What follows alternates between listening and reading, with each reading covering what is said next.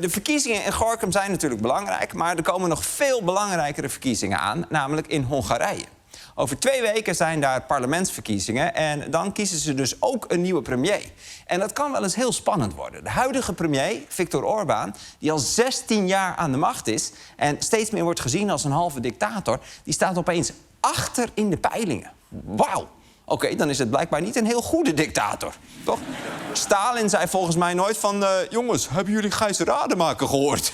Dit gaat niet goed, we moeten nu de wijken in. Nee, maar het is echt zo. De oppermachtige Orbán gaat misschien wel de verkiezingen verliezen. En dat zou niet alleen groot nieuws zijn voor Hongarije, maar ook voor de rest van Europa. Het worden zelfs de belangrijkste Europese verkiezingen van het jaar genoemd. Sorry, Gorinchem, sorry. Want sinds Orbán aan de macht is, kennen we Hongarije vooral zo. Nieuwe miljardensteun aan Oekraïne. In Europa ligt Hongarije dwars. De benoeming van de nieuwe secretaris-generaal gaat waarschijnlijk langer duren. Hongarije ligt dwars. Maar wat bleek deze week? Hongarije ligt dwars. Hongarije ligt dwars? Hongarije ligt dwars. Hongarije ligt op heel veel dossiers dwars. Ja, Hongarije ligt dwars. Daar kunnen ze op zich niet zo heel veel aan doen. Als je het rechtop zet, dan ziet het er ook niet uit. Moet je zien, hier, zo krijgt Slovenië helemaal geen zon. Maar dat is dus waar Hongarije onbekend staat in Europa. Dat het altijd nee zegt. Ook laatst weer, de EU had afgesproken om 90 miljard euro te lenen aan Oekraïne. Maar op het laatste moment heeft Hongarije dat geblokkeerd. Tot grote frustratie van de andere landen. Europa is dus al best wel lang klaar met Orbán. En soms kun je dat ook wel een beetje zien. Jullie kennen vast nog wel deze klassieker. Die keer dat Orbán een ontmoeting had met toenmalige EU-leider en gezelligheidsdier Jean-Claude Juncker. De dictator is coming. Dictator.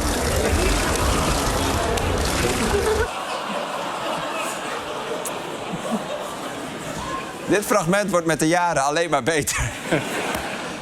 Verder kennen we Orbán natuurlijk van zijn nogal behoudende visie op migratie en van zijn homofobe, conservatief-christelijke kijk op het gezin. Al was dat voor deze Nederlander juist een van de redenen om naar Hongarije te emigreren. Wat ik ook heel goed vind van Viktor Orbán hier in Hongarije. Ja, jullie denken er misschien anders over, maar de LGBTI-share. De LGBTI-share. Ja, deze man was helemaal klaar met dat woke gedoe in Noordoost-Groningen. Orbán is trouwens niet in alles behoudend, want hij heeft vrij voortvarend de halve Hongaarse rechtsstaat afgebroken. Hij heeft de kieswet veranderd en districten zo aangepast dat zijn partij, Fidesz, makkelijker kan winnen. Bij de vorige verkiezingen haalde Orbán 53% van de stemmen, waarmee hij 68% van de zetels binnenhaalde. Hij heeft de pensioenleeftijd voor rechters verlaagd, zodat hij ze kon vervangen door bevriende rechters. En Orbán heeft ook de media naar zijn hand gezet. 80% van de media is in handen van vrienden van Orbán. Kijk, wij hebben hier Pauw en de Wit. Dat is ook niet fraai. Maar daar hebben ze Orbán en Orbán. En als Orbán en Orbán allebei niet kunnen, dan is het met Roos Mogré.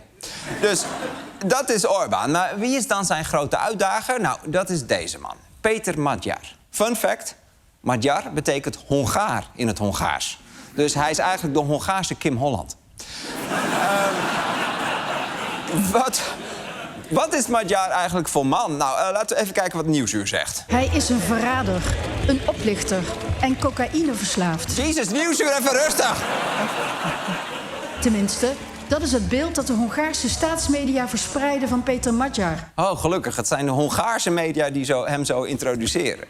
En die Magyar is dus tegen Orbán, maar hij is bepaald geen linkse hippie. Sterker nog, hij zat heel lang bij Fidesz, de partij van Orbán. Maar 2 jaar geleden ging hij weg en nu heeft hij zijn eigen partij, TISA.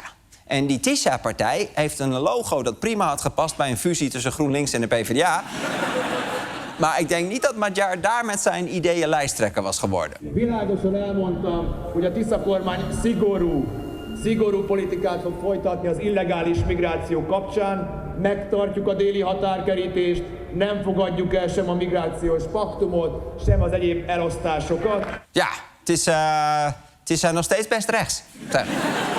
Maar er zijn ook een paar cruciale verschillen met Orbán. Magyar wil bijvoorbeeld de banden met de EU verbeteren en hij heeft nog een belangrijk speerpunt. The movement of the vast majority of the Hungarian people against corruption, lies, propaganda autocracy. Ja, Magyar is tegen corruptie. En dan denk je, ja, wie niet? Nou ja, Jannie en Robert natuurlijk. Ik bedoel, jij gaat toch geen taart aannemen van iemand die jij moet beoordelen? Toch? Wat een verrot systeem. Maar goed, in Hongarije is corruptie een heel groot probleem. Het is het corruptste land van de EU. En wat dan ook niet helpt, is dat Viktor Orbán zelf corrupt is. Hij heeft bijvoorbeeld een supermodern voetbalstadion laten bouwen in zijn geboortedorp, deels betaald van belastinggeld. En het zit zo ongeveer vast aan zijn huis. Hier, dit is een van zijn huizen. En je kunt veel van hem zeggen, maar hij is niet de type van niet in mijn achtertuin. Zo.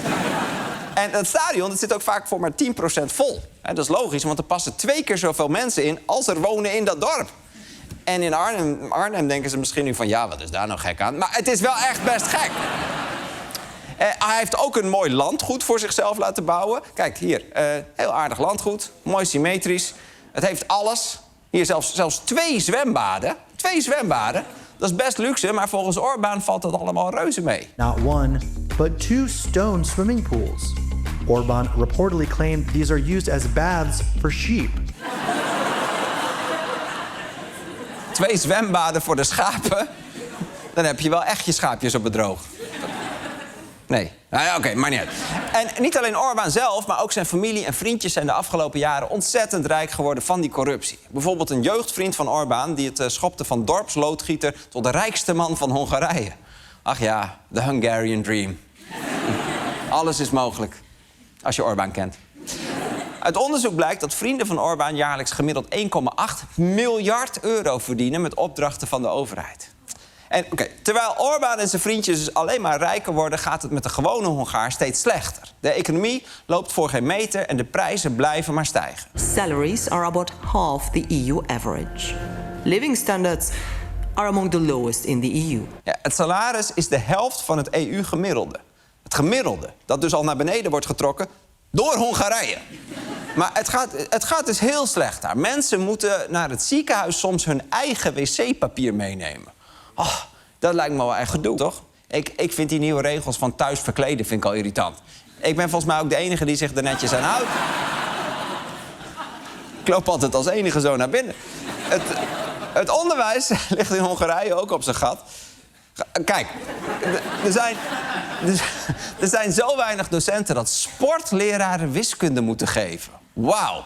Oké, jongens, weekend de opstelling van Pythagoras. Niemand? Oké, lekker douchen. Tot morgen. En omdat het zo slecht gaat, overwegen steeds meer Hongaren dus om niet op Orbán te stemmen, maar op de TISA-partij van Péter Magyar. Veel Magyar-stemmers weten ook al wat ze gaan doen als Magyars partij wint. És mit fognak csinálni, hogyha a Tisza nyer másnap? Óriás ünneplés. Mondok egy pezsgőt és megiszom. Az biztos. Vagy 2, vagy 3 a barátaimmal. Berúgok életembe először. Be fogunk rúgni, részegek leszünk. Zo. En wat doen jullie als hij verliest? Ja, dan gaan we pas echt zuipen. In eigen land is Orbán dus niet meer zo populair als vroeger, maar hij krijgt wel veel steun van buitenlanders. Zoals van, we zagen hem al even, deze Nederlander. Dan praat iedereen natuurlijk over de leider van Hongarije. Hij is niet zo geliefd en buiten... Viktor Orbán. Viktor Orbán, ja. Duim omhoog. Patriots. Patriots. Al dus iemand die net zijn vaderland is ontvlucht. Maar Orbán krijgt ook veel steun van buitenlandse politici. Vorige week nog. Dit is wat de Hongaren vandaag urenlang op de staatstelevisie zagen. Een massale steunbetuiging aan Viktor Orbán. Vrijwel alle radicaal-rechtse leiders van de Europese patriotten samen op een podium in Budapest. Hecht Wilders! Echt Wilders! Jazeker, die was er echt. Echt Wilders! Ja hoor, die was er. Echt! Szia Magyarország! Szia Magyarország! For 16 years now, Hungary has inspired us. Give Viktor Orbán a resounding victory on April 12. Ja, een ingestorte economie, corruptie, onvrede, homofobie en Wilders zegt... wat inspirerend. Daar kunnen we nog iets van leren. Ga zo doch. Maar hij is niet de enige. Kijk nou, dit is een soort radicaal-rechtse gelegenheidsband, toch? We are the right, we are extremists. En ze gaan echt ver in hun steun voor Orbán. Kijk, ze hebben zelfs een filmpje opgenomen waarin ze Hongaren oproepen om vooral op Orbán te stemmen. Chers patriotes hongrois, it's a great pleasure for me to bring my greetings to all of you. Viktor Orbán tut genau das. Ungarn braucht ihn. Europa braucht Viktor Orbán. I think Viktor Orbán has all those qualities. Viva la libertad, carajo! Altijd eentje die niet normaal kan doen. En misschien denk je, ik mis de allerbelangrijkste nog, hè, de big guy. Maar wees gerust, die is ook aan boord. I also want to send my best wishes to Prime Minister Viktor Orbán, who I am endorsing, as you know. I am endorsing his election, which is coming up pretty soon. He has my complete and total endorsement, as a matter of fact. Heeft hij ook nog tijd voor, hè, tussen oorlog en verbouwing door. En het is ook echt beleid van de VS om landen als Hongarije te steunen... om weerstand te kweken tegen de huidige koers van Europa. Er is trouwens nog iemand die dat wil, namelijk Vladimir Poetin. Want de EU wil Oekraïne helpen, maar de enige in Europa die daar tegen is Viktor Orbán. En daarom zijn Orbán en Poetin ook matties. Want terwijl de rest van Europa eigenlijk niks meer met Rusland te maken wil hebben... is de Hongaarse minister van Buitenlandse Zaken na de invasie van Oekraïne al 16 keer naar Moskou geweest. Hongarije en Rusland zijn gewoon partners in Krim. En vorige week ontdekte de Washington Post dat die Hongaarse minister tijdens EU-toppen regelmatig belde met de Russische minister Lavrov om gevoelige informatie te delen. Wauw, dus de EU overlegt van hoe moeten we omgaan met Rusland. En dan gaat een Hongaarse minister dat allemaal doorbellen aan Rusland. Ik ben benieuwd hoe die Hongaarse minister zich daar uitlult. Én azzal egyeztetek a külügyminiszteri tanácsok előtt meg után az ott meghozott döntésekről, majd az ott meghozandó döntésekről, akikkel Magyarország szempontjából fontos egyeztetni. Sergej Lavrov köztük van? Hát hogy? Hát nee. Maar uiteraard! En slaapt u dan ook in een Poetin-pyjama? Zeker weten, zeker weten. En het blijft niet bij informatie delen. Hongarije koopt zo'n beetje als enige land in Europa nog steeds olie van Rusland. En Orbán blokkeert al maandenlang een Europese miljardenlening aan Oekraïne. Voor Poetin is het cruciaal dat Orbán aan de macht blijft. Dus Poetin staat ook al achter Orbán. Holy shit, ik begin wel steeds meer respect te krijgen voor die Magyar. Die heeft gewoon de hele rechtsradicale Champions League tegen zich. En die staat nog steeds voor in de peilingen. En Rusland is bereid echt heel ver te gaan voor hun vriendje Orbán. Rusland zou zich willen mengen in de Hongaarse verkiezingen. De Russische inlichtingendienst zou plannen hebben gehad om een fake aanslag te plegen op de Hongaarse premier Viktor Orbán. Om de verkiezingen in zijn voordeel te beïnvloeden. Wauw. Wie zet er nou een aanslag in scène om iemand er cool uit te laten zien? Wacht.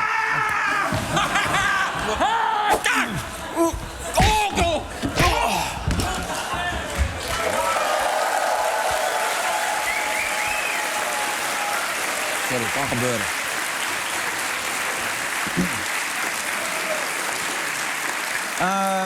Waar was ik? Oh ja, wie zet er nou een aanslag in scène om iemand er cool uit te laten zien? Dat is best wel triest. Oké. Orbán heeft dus heel veel hulp uit het buitenland... maar intussen haalt hij zelf ook de gekste dingen uit om de verkiezingen te winnen. Want hij had dus al het kiessysteem in zijn voordeel aangepast... waardoor Magyar veel meer stemmen moet halen om te kunnen winnen van Orbán. En nu heeft Orbán iets nieuws bedacht. Zoveel mogelijk verwarring zaaien. Hij heeft bijvoorbeeld, serieus, extra kandidaten op de kieslijst gezet... met een naam die behoorlijk lijkt op die van Peter Magyar. Bijvoorbeeld ene Peter Magyar. Dat is deze man... En die heeft niks met de echte Peter Magyar van de partij TISA te maken... maar wel met Viktor Orbán trouwens. En hij heeft ook iemand op de lijst gezet... die zijn naam kort geleden in Peter TISA had veranderd.